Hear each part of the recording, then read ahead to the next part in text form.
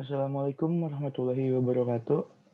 Perkenalkan, nama saya Anggi Andriansyah dengan NIM 4182 00100075.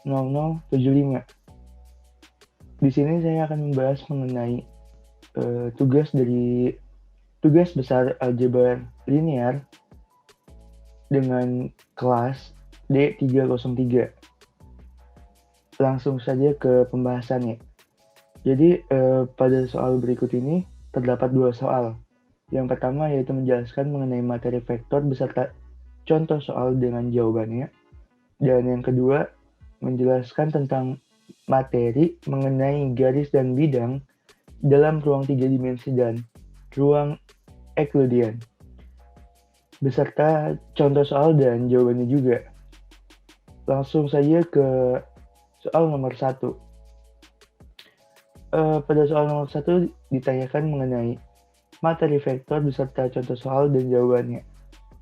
Jadi, vektor adalah merupakan besaran yang mempunyai nilai dan arah. Maksudnya yaitu vektor ini dinotasikan sebagai ruas garis yang berarah. Contohnya seperti kecepatan, percepatan, gaya, momen gaya, dan sebagainya. Maka suatu partikel bergerak dari titik A ke titik B. Dan juga dapat dinyatakan bahwa partikel itu mengalami perpindahan. Namun jika kita cari tahu secara geometri, vektor ini merupakan ruang garis berarah, karena vektor merupakan juga ruang garis yang memiliki ukuran panjang, dan karena vektor memiliki arah vektor, maka si vektor ini memiliki juga sudut terhadap sumbu X positif. Jadi sebuah vektor itu bisa dinyatakan dalam bentuk geometri yang digambarkan sebagai sebuah ruas garis dengan arah tertentu, di mana salah satunya merupakan pangkal dan satunya lagi merupakan ujungnya. Dan vektor juga dapat dinyatakan dalam bentuk aljabar.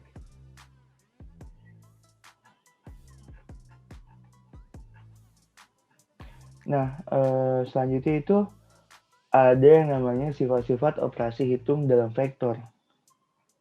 Banyak sekali sifat-sifatnya. Di antaranya adalah vektor A ditambah vektor B sama dengan B vektor ditambah A vektor. Gitu. Jadi, dan ada juga vektor A ditambah vektor B ditambah vektor C sama dengan vektor A ditambah vektor B ditambah vektor C. Dan yang dimana di depannya itu si vektor A ditambah vektor B yang didahulukan gitu. Dan yang di akhir juga sama, vektor B ditambah vektor C yang didahulukan. Terus ada pula vektor A ditambah 0 sama dengan 0 ditambah vektor A sama dengan vektor A. Dan ada juga vektor A ditambah min vektor A sama dengan 0. Nah, di sini ada banyak sekali jenis-jenis dari vektor. Yang pertama itu ada vektor posisi. Suatu vektor yang posisi titik awalnya di titik 0. Dengan titik koordinat 0,0. Dan titik ujungnya di A, A1 dan A2. Ya, masuk nih ke pembahasan mengenai vektor 0. Vektor 0 itu bisa juga disebut dengan null vektor atau zero vektor, yang merupakan suatu vektor yang panjangnya 0. Penulisan dalam koordinat vektor ini adalah 0,0,0 dan biasanya diberi lambang atau angka 0. Vektor ini berbeda dengan vektor lain, di mana vektor ini tidak dapat dinormalisasikan, yaitu tidak ada vektor satuan yang merupakan kelipatan vektor 0. Jadi, jumlah vektor 0 dengan vektor apapun A adalah A, yaitu 0 tambah A sama dengan A.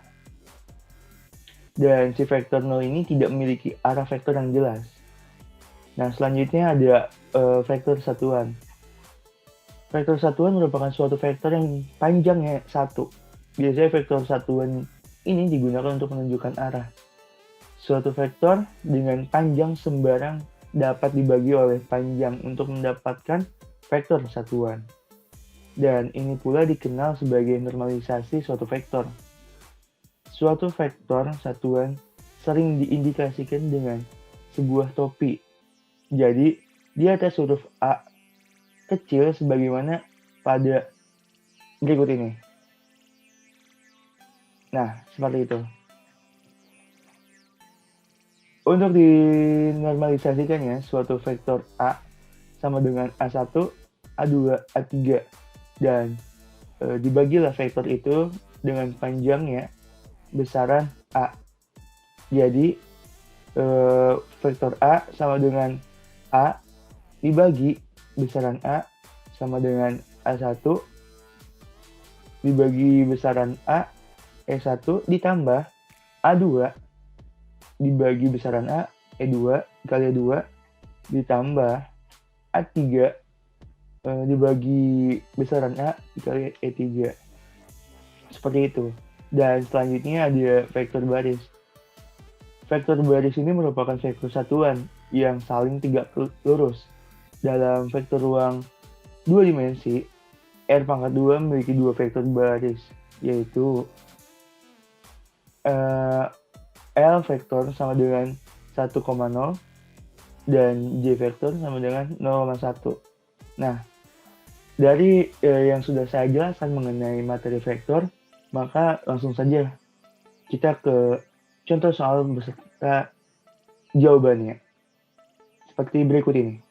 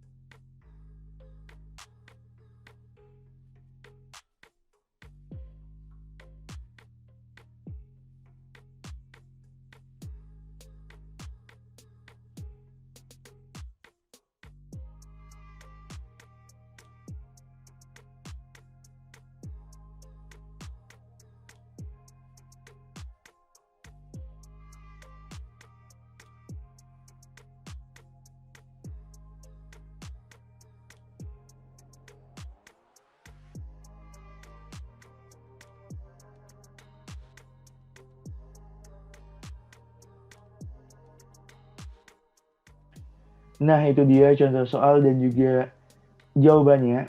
Maka untuk materi mengenai vektor sudah selesai dan dilanjut ke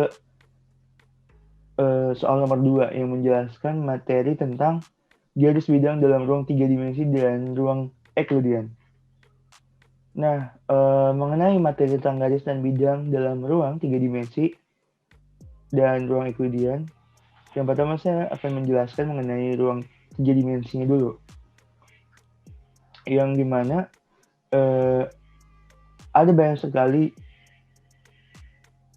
mengenai macam-macam dari kedudukan titik dan garis, bahkan bidang pada bangun ruang, yang dimana itu pun terbagi menjadi 5 macam. Yang pertama itu ada kedudukan titik terhadap garis. Dalam kedudukan ini terbagi menjadi 2 buah titik yang membentuk tepat satu garis. Oleh karena itu ada 2 macam kedudukannya. Yang pertama titik yang memang terletak pada garis, atau mungkin titik kedua yang terletak di luar garis.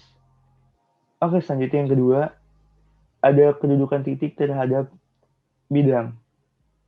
Bidang ini merupakan gabungan lebih dari beberapa garis yang saling berhubungan. Dan dalam kedudukan ini juga terdapat 2 macam. Yang pertama titik yang berada di dalam bidang dan titik yang berada di luar bidang. Selanjutnya yang ketiga ada kedudukan garis terhadap garis lainnya. Antara satu garis dan garis lainnya juga punya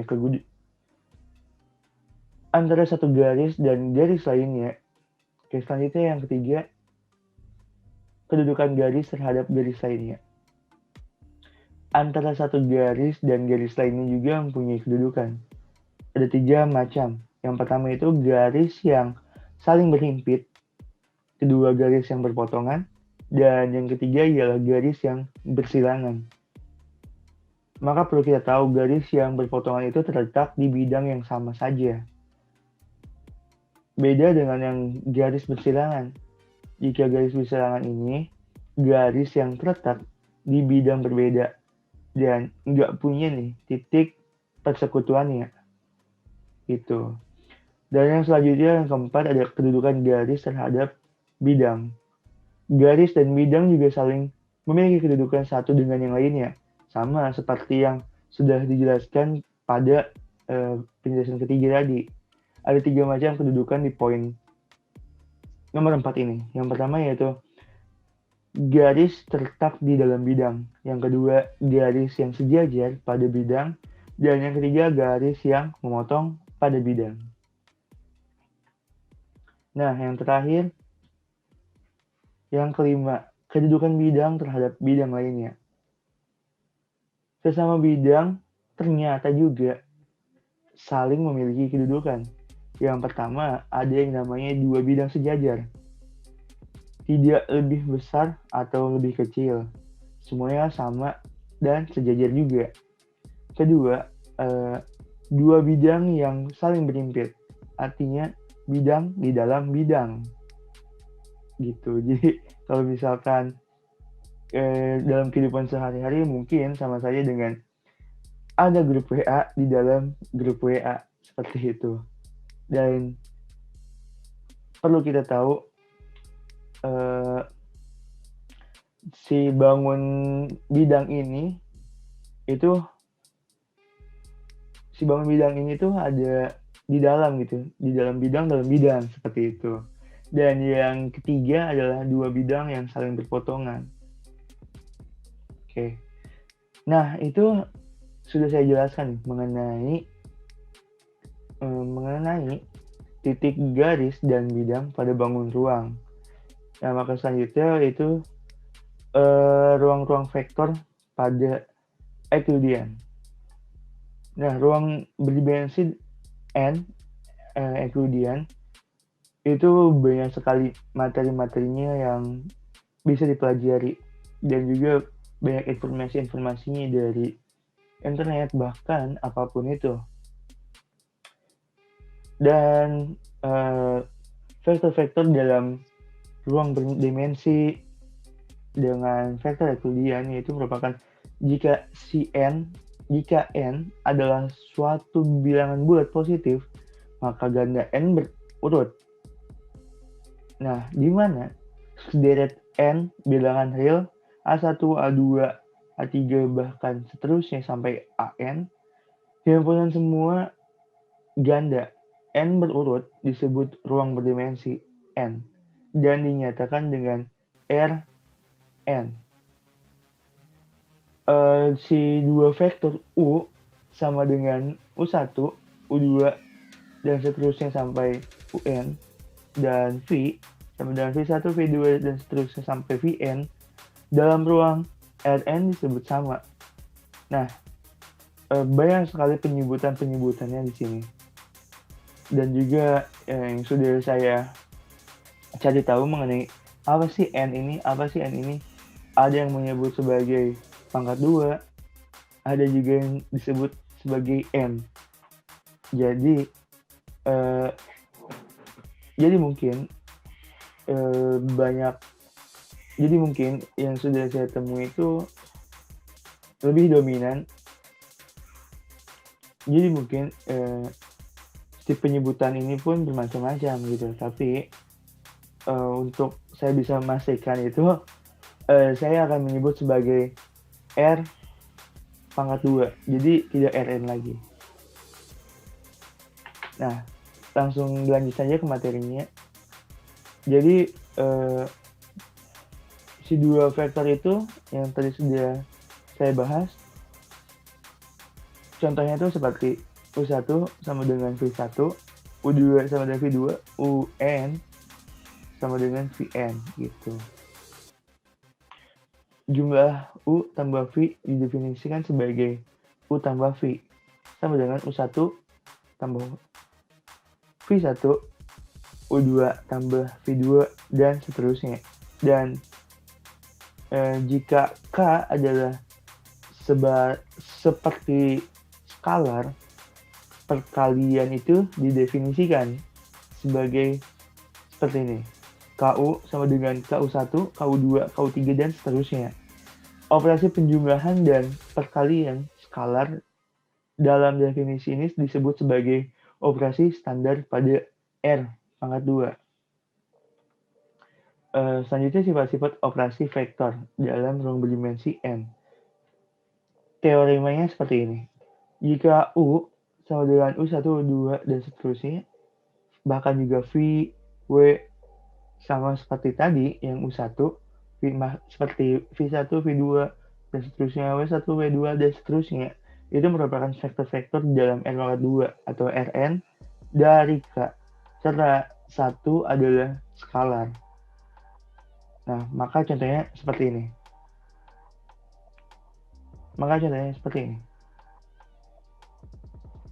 Nah, masuk ke ruang berdimensi dan Euclideannya. Jika U sama dengan U1, U2, dan seterusnya, dan V sama dengan V1, V2, dan seterusnya, itu merupakan seperti vektor dalam N pangkat 2 atau Rn.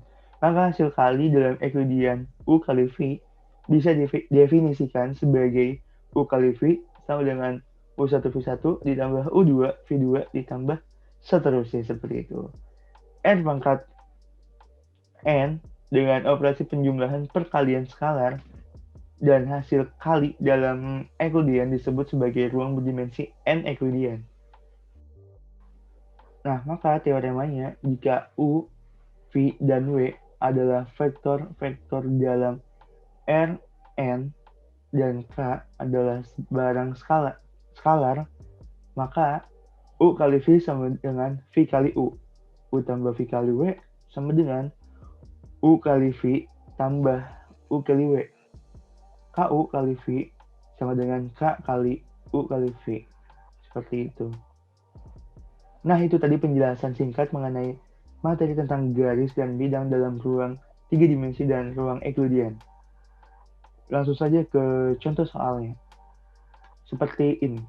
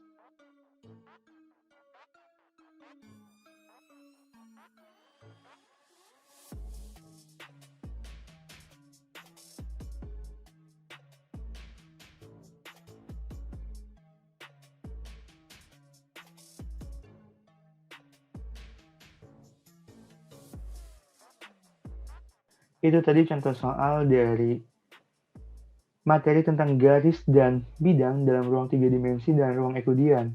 Maka berakhir pula video ini mengenai penjelasan tentang materi-materi seperti contoh dari nomor 1 dan nomor 2. Terima kasih kepada teman-teman yang sudah menonton video ini, video dari tugas besar 2 aljabar linear.